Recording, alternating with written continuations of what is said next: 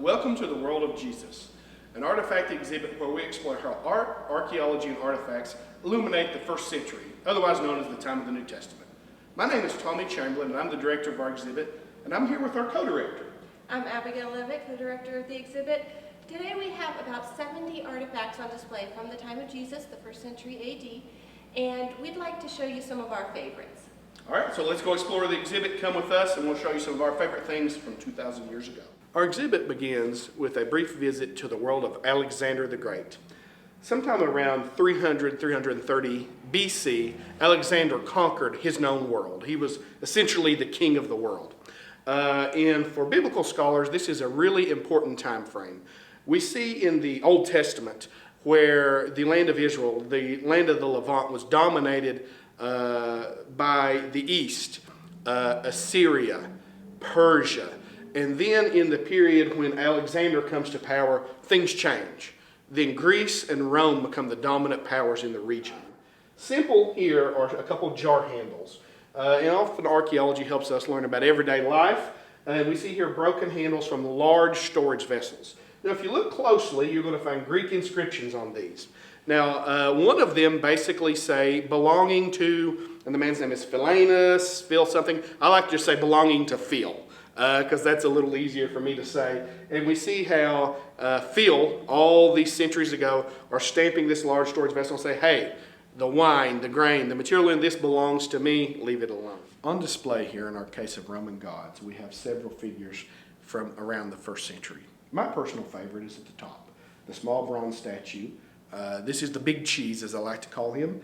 This is Zeus or Jupiter in the Roman world. This small bronze statue dates to circa the first century and would have been typical of a figurine of the time. Now, around him in the case, we find other examples of Roman-era gods and goddesses. For example, we may find Hera here, and Hera is holding a baby. Behind her back here, we find the son of Zeus, or the son of Jupiter, a guy named Bacchus. Now, Bacchus is the Roman god of wine, intoxication, and what I call bad decisions. This is who Bacchus is. I like to point out how Bacchus shows us that the Roman or the pagan gods have very human characteristics, good and bad. Now, we also find Minerva in here, the goddess of handicrafts, and we find a nice bronze pitcher. We'll take a closer look here at the handle, where we find a figurine that's wings and a body with a head, feet at the bottom. Our first glance in our modern world may think, oh, that's an angel. Actually, this certainly wouldn't be an angel.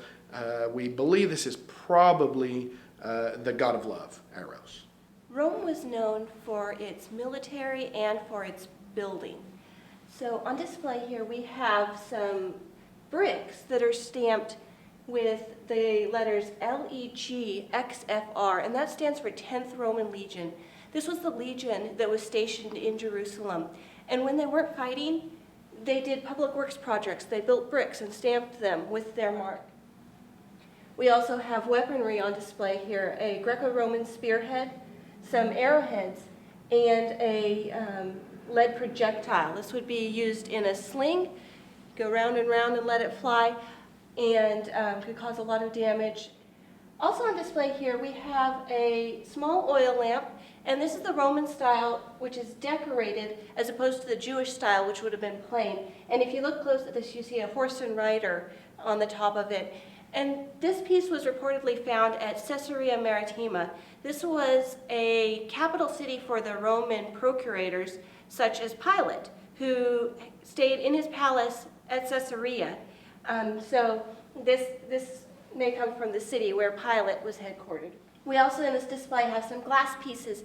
Glass had been invented several hundred years earlier, but in the first century it was developed and glass blowing was invented.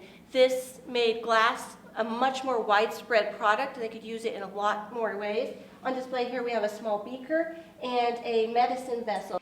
A similar one to this was actually found that was sealed with wax and contains a liquid, so that's probably what this would have been used in the same way, a perfumed or medicated liquid within this small vial.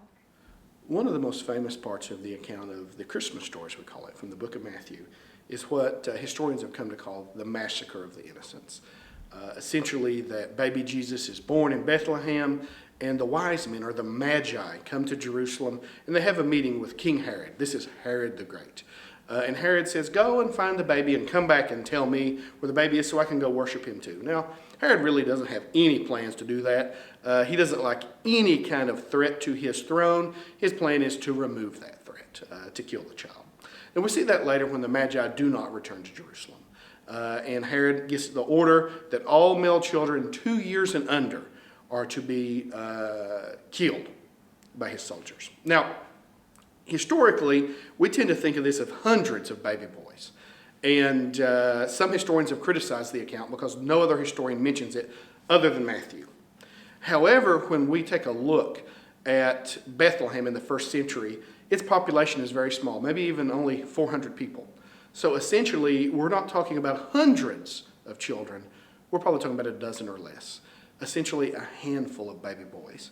And I would present that a handful of peasant children from a backwater village really don't mean much to a first century historian. Now, when we talk about Herod, we do have several things here at the exhibit that remind us of Herod the Great. One of them is here in this case, and we have a typical first century oil lamp, and on the bottom we find in Greek the name of Herod. Now, it would be nice to say that is Herod the Great's oil lamp. In reality, it most certainly isn't. It would be like a family name. In eastern Kentucky, we might say Smith or Ratliff. So this gives us an idea of the name, and but it would not be Herod himself. Now, we do have another artifact in this case that is incredibly important and ties us to this story. If you lived in first century Judea, burial practices are a little different than they are today. Today, if someone passes away, we dig a grave and bury someone 6 feet under. If you're familiar with the story of the death and burial of Jesus of Nazareth, you realize they take him in a tomb and lay him on a slab. Now, what would happen when a loved one died in the first century is you would take them in the family tomb and they would be laid out on this slab. You would mourn for a few days, and then you would leave the body for a year, and you would come back. And we know what happens to us in a year after death. We decompose. We rot. And they come back and they collect the bones. And they collect the bones and put them in an ossuary, a bone box. Essentially a stone box that's only big enough to fit the longest bone in the human body, a femur. Now on display right here is an authentic first century ossuary. You say, hey, Tommy, that's kind of small. That wouldn't work. It certainly wouldn't work for an adult. This is an ossuary of a baby, a child. So when we imagine the story of Herod and the murder of the baby boys in Bethlehem, most likely those families buried those children in the family tombs, and then a year later they come back and collected the bones and put them in something like this. Tommy, we've been talking about Herod the Great, and I know you like to focus on his more negative aspects, but he did a few great things. He was a great builder. He rebuilt the Jewish temple. We refer to it as Herod's temple. He did a lot of big building projects. But what would you say the best thing Herod ever did was? In my opinion, that's pretty easy, Abigail. He died. He was a cruel man. Herod was well known for murdering his own family members, his favorite wife, some of his sons, who he thought might be a threat to his throne. He just had these people executed. We see when we talk about the massacre of the innocents and other things of that nature, Herod did not allow any kind of threat to his rule and his throne. A good example is when Herod was in his final days and he was very sick. His son Antipater is going to be the new king. He inherits the kingdom. And a rumor began to circulate that Herod had already died. Well, Antipater may have celebrated a little that dad's dead and he's the new king. And a rumor of this and the word gets back to Herod, and it doesn't go so well for Antipater. Herod orders him executed. 5 short days later, Herod the Great would die, and the heir to the throne is already dead. So, with the heir to the throne dead, and now Herod dead, what happens to the kingdom? Well, that's interesting. There are 3 sons, and they all think they should be the new king. Of course. And it becomes a big court case in Rome. Mm-hmm. So they go to Rome and try to convince the powers that be that me, I'm the guy. Well, like any parent that has 3 or more children, sometimes when they all want the same thing, what do? You split it up. And that's exactly what happened. So it was split into 3 portions. Samaria and Judea was given to Herod Archelaus. Now, Archelaus is an interesting character because he definitely got his father's aspects of cruelty. This guy is so cruel that after 10 years of rule, the Romans remove him from power.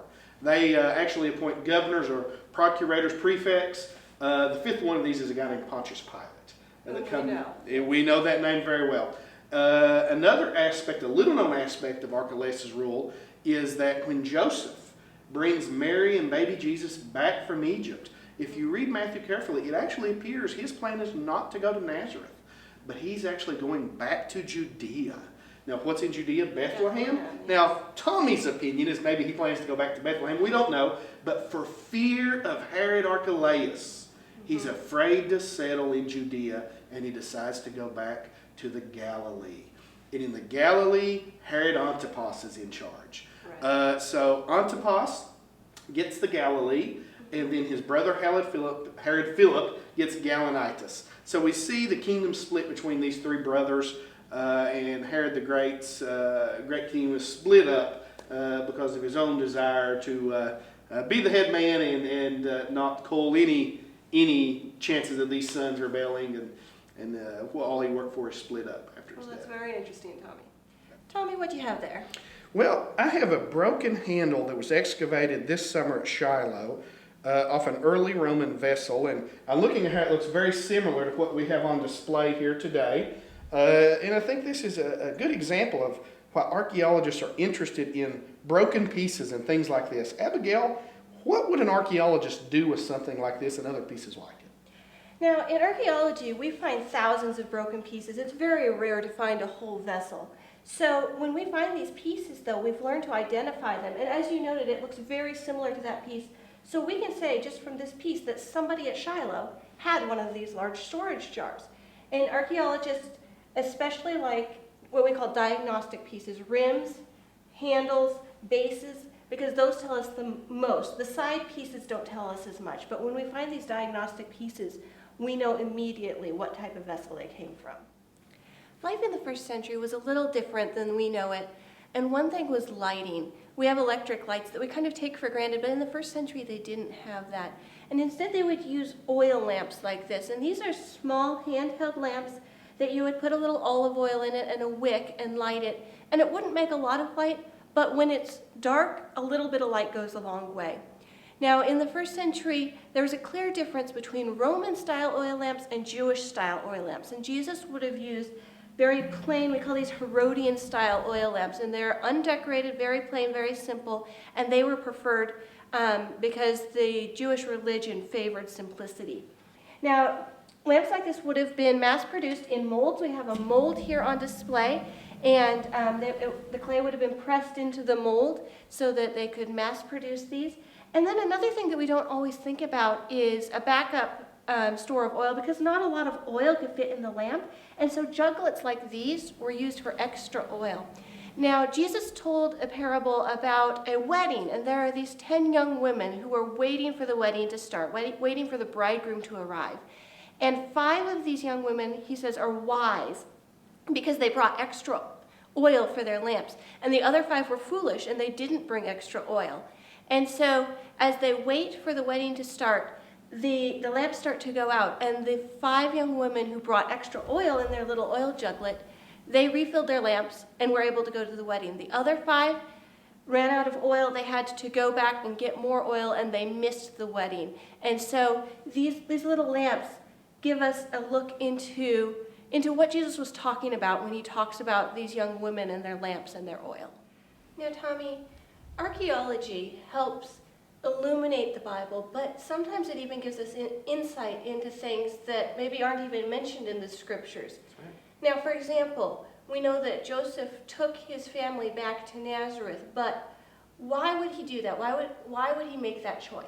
If you look at the text carefully, it appears that they have been gone for a period of time. Mm-hmm. So why back to Nazareth? Now, we don't know, but archaeology might provide an answer. First, Joseph's profession. Mm-hmm. In English, we read it as carpenter. Right. That word is actually tekton. And what does tekton mean, Tommy? Tekton means more like general builder. It's not that Joseph isn't a carpenter, but he's more than a carpenter. He's probably also a stonemason. So Joseph certainly knows how to work with wood and stone. Now, in a world before welfare, before the safety net, Joseph has a really important question he has to answer, and it's, how am I going to feed my family? And if he's going to return, he doesn't want to settle in Judea, and he's going back to the Galilee, and he goes back to Nazareth, where maybe they weren't so popular when they left. Right. Why would he go back to Nazareth? Well, the answer may come from archaeology. A very short distance from Nazareth is a large city called Sepphoris. Now, Sepphoris was completely destroyed in the year 4 BC. Now, we've talked today about how Herod the Great died and the kingdom was split. Right. Well, his son Herod Antipas would inherit the Galilee, and he wanted a new capital. Yeah, and so he gave an order saying, hey, I want Sepphoris completely rebuilt. And by the way, when you rebuild it, I want a new palace, and I want a big old theater, and I want some fancy waterworks. He wants all these things. Well, when you're rebuilding an entire city and you're adding all these things, that's a lot of work. For a tecton. You got it. So if you're a builder like Joseph, that's a lot of work. So the answer may come in, hey, maybe we weren't so popular when we left Nazareth, but if we go back, Sepphoris, that's a short 1 hour walk away, I can feed my family for years. I can work for years. Now, when we think about Joseph feeding his family, it tends to lead me to think about everyday life. Right. And in archaeology, a lot of times we want to think about the big bling, as I like to call it, King Tut's tomb, or the sarcophagus, or the stele with the writing. And maybe 100 years ago, that's the things archaeologists focus on. And while we still love to find those things, we are also today interested in everyday life, not just the 1%, but the everyday man. Now, there are some artifacts on display here today that bring that world to life. And I like to tell a story in my imagination, Tommy's imagination of how this works. Maybe as Jesus gets older and he's big enough to go to work with Dad, maybe Joseph is working over in Sepphoris. And they take that 1 hour walk and they work hard all day and they're walking back. And I think what I would think of, and maybe Jesus looks at Joseph and says, hey, Dad, what do you think Mom's fixing for dinner? Do you think it might be my favorite today? And Joseph laughs, no, son, she's fixing your dad's favorite. And when I think of that, I think, what were they cooking with? What were they eating out of? And maybe you can answer the question of the exhibit here today. So on display, we have some very common everyday household dishes. In the back, we have some cooking pots, and this is what most cooking was done in. They might have cooked soups or stews or that kind of thing. And you can even see charring on the bottom of the pots. Those pots have been sitting in the fire. Those were actually used about 2,000 years ago, and the fire left their mark on them. And then in the front here, we have some shallow bowls or dishes. And this is common tableware. And they may have been drinking out of this taller bowl, and maybe in these shorter ones, they were sopping with their bread and picking up the soup on their piece of pita bread. What about that broken spoon there? Would Jesus likely have used something like that, Abigail? Well, that's a silver spoon, Tommy, and I don't think Jesus' family could probably afford something like that, but an upper-class family would have. So in preparing for the World of Jesus exhibit, we've been doing presentations for well over a year, and I told many of the people attending our presentations that when Jesus told his disciples he would make them fishers of men, and we think of fishing, we think of the disciples using these nets with weights around the perimeter, and then they would throw out these nets and bring them in, and certainly they did quite a bit of fishing this way. And I used to say, hey, they probably didn't use a fish hook like we know. And then Abigail said, not so sure about that, Tommy. So Abigail, did the disciples and Jesus familiar with a common fish hook? Well, Tommy, we know that, as you said, they mostly did their fishing with nets, but we do know that Peter went fishing with a hook and a line, because there's the instance where Peter is asked about whether or not he and his master pay the temple tax. And Peter says, yes, we do, and then he's not quite so sure, so he runs and asks Jesus. And Jesus says, cast your hook into the water and catch a fish, and there's a coin in the fish's mouth, and use that coin to pay the temple tax for you and for me. Abigail, do we have anything on display that might be similar to what Peter would have used when he was out fishing with that line? We do, Tommy. We have two small fish hooks here, and they're made of bronze, and they look very much like a fish hook that we might use today, but these are, in fact, 2,000 years old and date to the time of Jesus. On display here, we have a 2,000-year-old mirror, and when we think of a mirror today, we think of glass, and you can see your reflection quite nicely in it. 2,000 years ago, they didn't have that, and they used to make mirrors out of highly polished stone or metal. The one we have here is bronze, and it has 2,000 years of corrosion on it, so I can't see my reflection in it at all. But 2,000 years ago, it would have given a reasonable reflection so that you could kind of see what you were looking at in the mirror.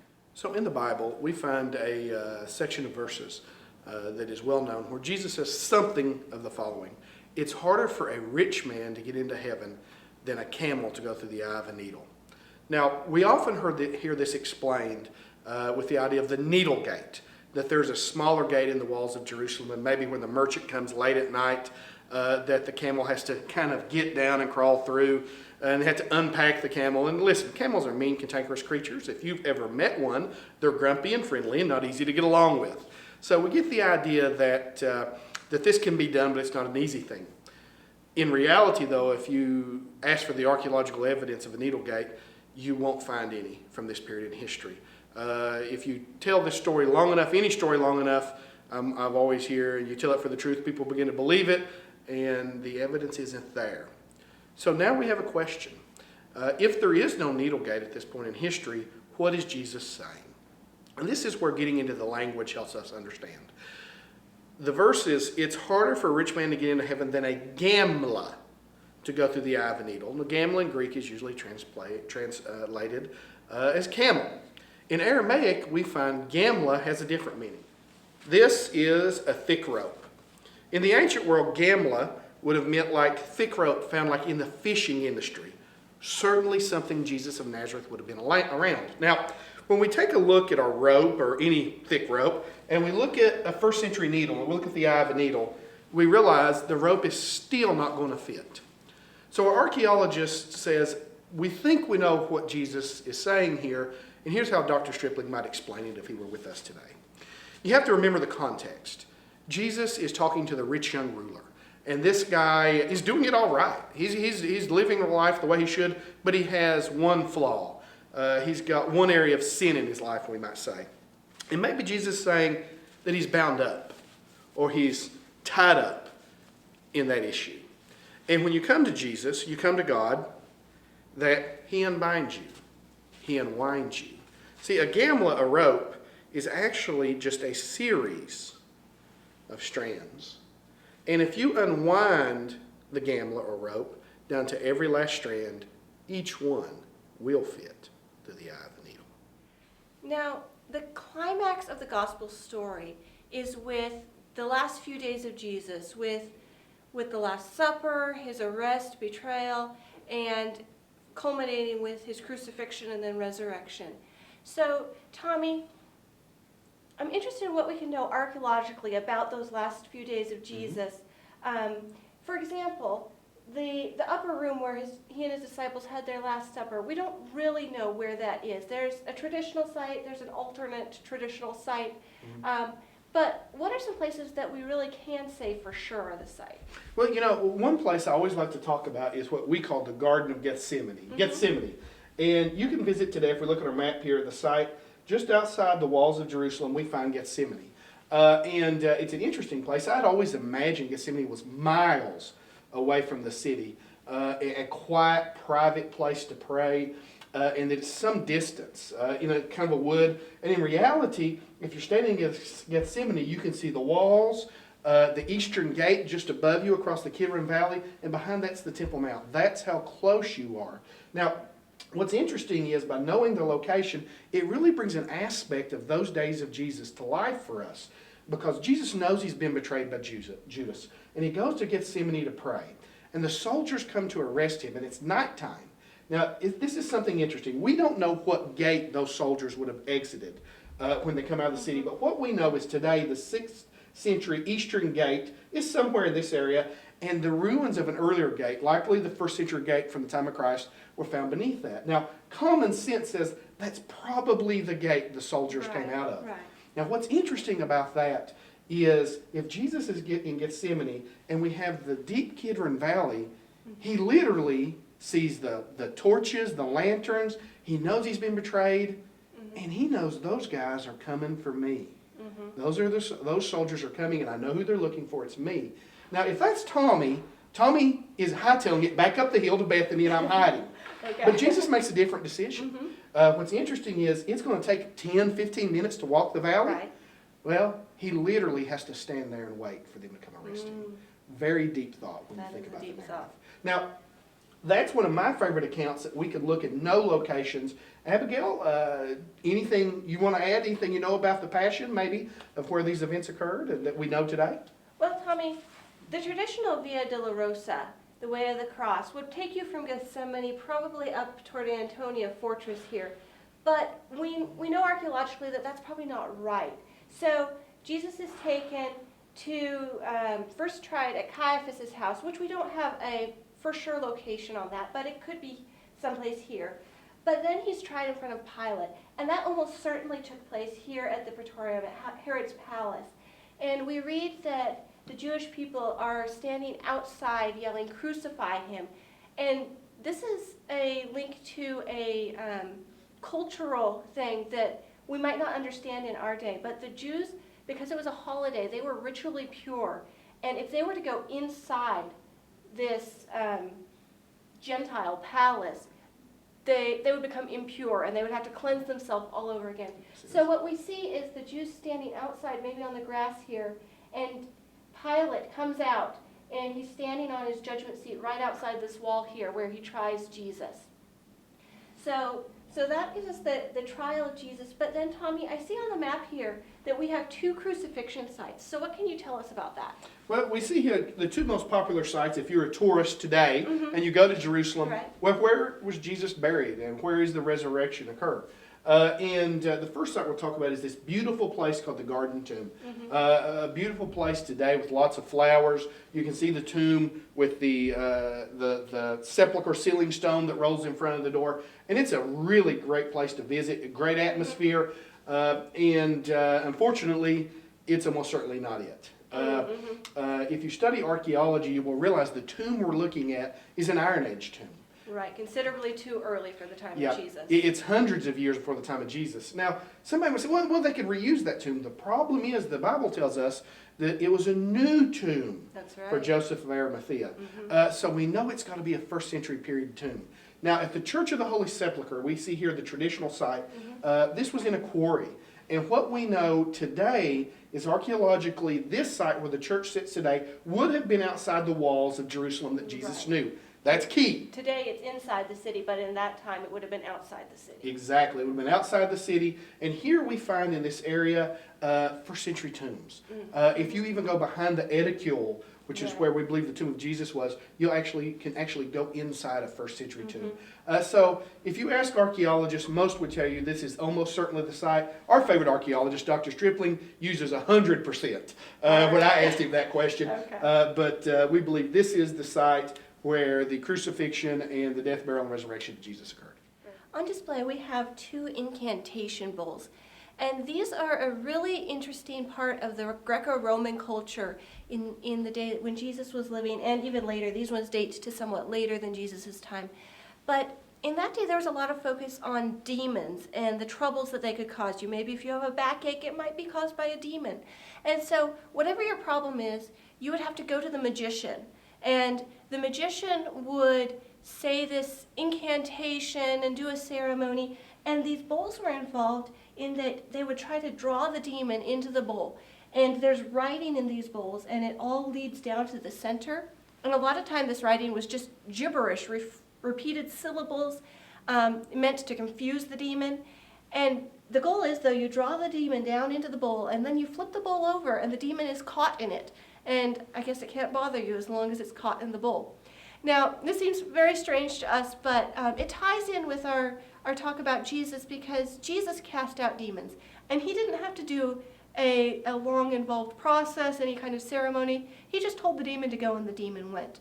Now, later on, magicians tried to harness the power of Jesus, and we even find incantation bowls with the name of Jesus in there as a power to try to command the demon in the name of Jesus, the God of the Jews. But obviously that's not going to quite work. You can't just take Jesus and put him into your pagan ceremony. But we see Jesus as a much more powerful deity than what the magicians could conjure up. This is a replica of the ossuary of Caiaphas. Caiaphas was the high priest who tried Jesus and condemned him to death. Now, as Tommy explained earlier, an ossuary is a burial box. The Jewish people would bury their dead in a tomb laid out on a slab. And then after the flesh had decomposed, they would come back and gather the bones, put them in the box, and then the box would go in a niche in the tomb, freeing up the tomb space for the next relative who passed away. These were family tombs used over and over. So this is a replica of the actual ossuary, which is on display in the Israel Museum. If we had the real one here, we'd be in a lot of trouble. But we have a very nice replica, and as you can see, it's very ornate. He was a very prestigious, wealthy person, and the original actually had the bones of a 40-something-year-old man in it, so we assume that that's the man himself.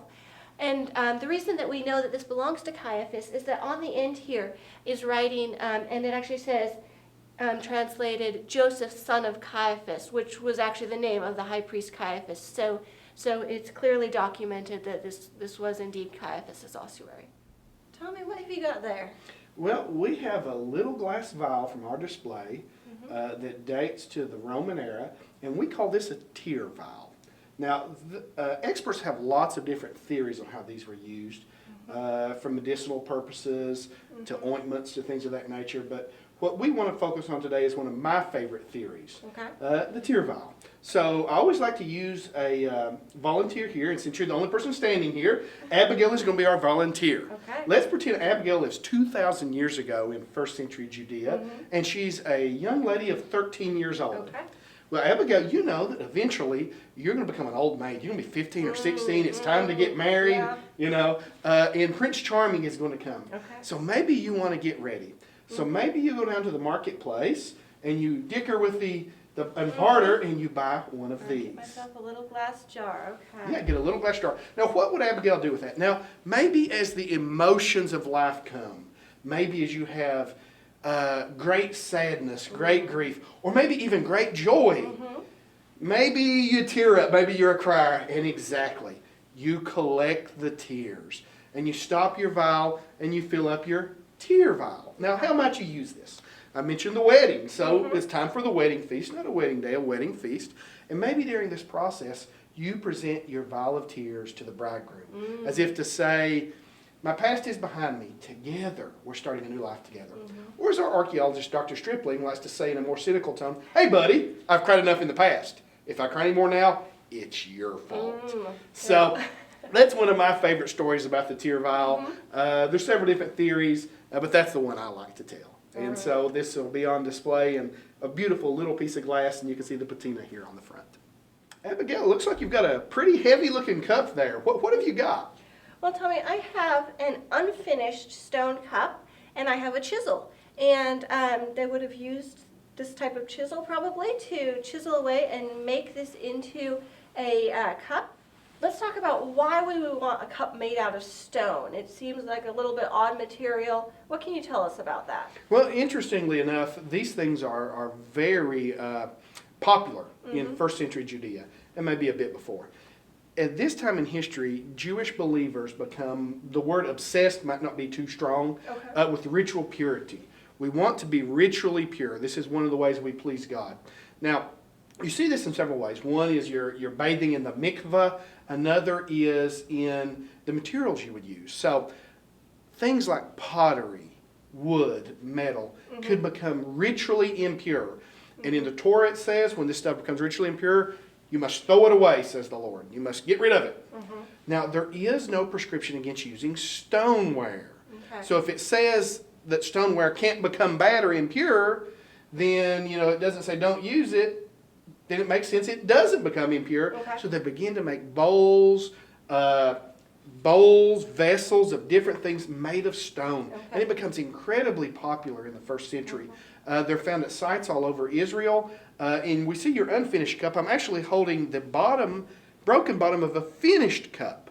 And it's not horribly heavy as we might imagine. Right, you can see they've thinned it down and made it smoother and That's actually quite nice. That's right, that's right. And so this stuff actually plays into maybe a famous pop history story Okay. that I always like to talk about. Now, my hero is a guy named Indiana Jones. Mm-hmm. Yeah, and him and his dad in the Last Crusade go chasing after the Holy Grail, Right. the cup Jesus drank out from the Last Supper. Now, the movie does a good thing is they come into the final room and there's hundreds of these grails.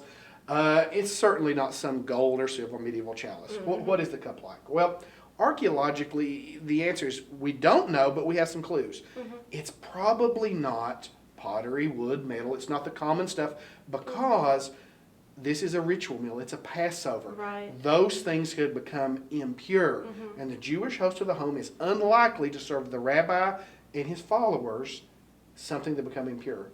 Right. Therefore, it's likely he would use stone. So yeah. maybe the famous Holy Grail of Mm-hmm. medieval fame or pop history is a stoneware cup. Well, now we're going to take a minute and talk about one of our favorite topics for anybody, money. And on display at the exhibit, we have several examples of money, coins from the first century, the era of the life of Christ. Now, some of my favorites are the Roman coins. Now, this one is the coin of Caesar Augustus. He is the emperor during the time of Jesus' birth.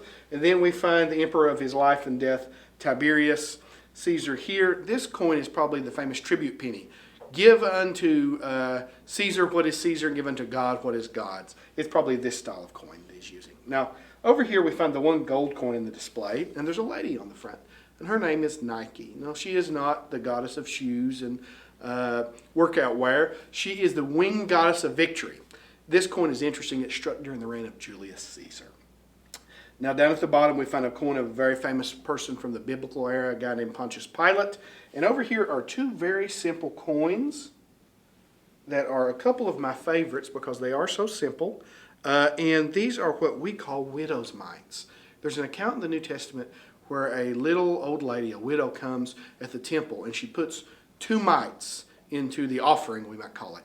And people have been coming bringing bags of money. And Jesus turns to his disciples and comments about it. Well, what we know from archaeology is these 2 mites are practically nothing. I mean, these are very little value. And Jesus says something strange. She gave more than anybody else.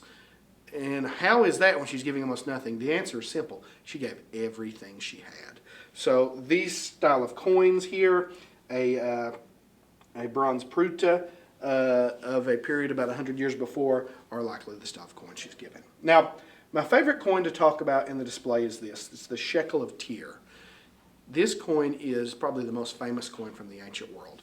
It has the most pure silver content, which helps explain why if you go to the Jewish temple in Jerusalem in the first century, it is the only coin you can pay your temple tax with. You have to exchange your money for one of these. Now, what's interesting about it is that when you look at the face on the coin, you might assume this is Caesar. It is not Caesar. It is a pagan god named Melkart. So it's fascinating that the temple of the one true God in Jerusalem, the only coin you can pay your temple tax with, has a pagan deity's image right on it. And again, we see how archaeology may bring part of the text to life. Is this one of the reasons Jesus is so upset? It may be the money changer's tables and he's flipping it over. Now, the coin plays another role in the biblical account that's pretty interesting. We find a guy named Judas, and he's given 30 pieces of silver to betray Jesus. Well, piece of silver is a slang term. It's like me telling you I'm going to give you $30. You really don't expect me to show up at your house with a 18-wheeler load of 30 deer. You're expecting $30. It's the same concept. Piece of silver means shekel. So literally it's talking about 30 silver shekels. Now, putting our thinking cap on, if the temple treasurer only accepts 1 silver shekel, what are they giving him? Well, it's most likely 30 of the coin on display, this style, the shekel of Tyre. After Jesus' resurrection, the Pharisees paid the Roman guards to spread the rumor that Jesus' disciples had stolen his body from the tomb. And this is the story that went out. Meanwhile, Christianity spread like wildfire, and especially with the Apostle Paul, Christianity spread throughout the Roman Empire.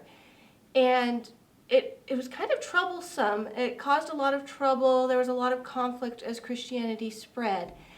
And what we have on display here is a replica of what we call the Nazareth inscription. And this is an inscription that was found in Nazareth, and it's an edict of Caesar. And basically what it's saying is that robbing tombs is a capital offense worthy of capital punishment. Now, why would Caesar be concerned with a Jewish village and Jewish people robbing tombs? I think it has to do with the story that the Pharisees spread about Jesus being stolen from his tomb and the spread of Christianity. So we've come to our last display in the museum exhibit, what we call our crucifixion display. So we have things on display in here. For example, we have a ancient spearhead, and we think of the account in the Gospels that say on the cross Jesus' side was pierced and blood and water come out. Some other artifacts here. Abigail, tell us something about what we have. So on display we have a couple of game pieces. One looks very much like a six-sided die, as we would know dice from a board game. The other is a piece that may have been used as a die or may have been used as a game piece, like maybe moving on a game etched in the pavement. Now, Tommy, crucifixion was a common practice in the Roman world. What can you tell us about that? Well, obviously, the most famous account of crucifixion is the crucifixion of Jesus of Nazareth. But his crucifixion is one of tens of thousands, if not 100, who knows. It's a common form of punishment in the Roman world for the non-Roman citizen. Now, what we find interesting about crucifixion in Judea is that elsewhere, a crucified person, a crucified criminal, basically once they're dead on the cross, their body's literally thrown in the ditch. Right. They're not given a proper burial or grave. It's actually different in Judea.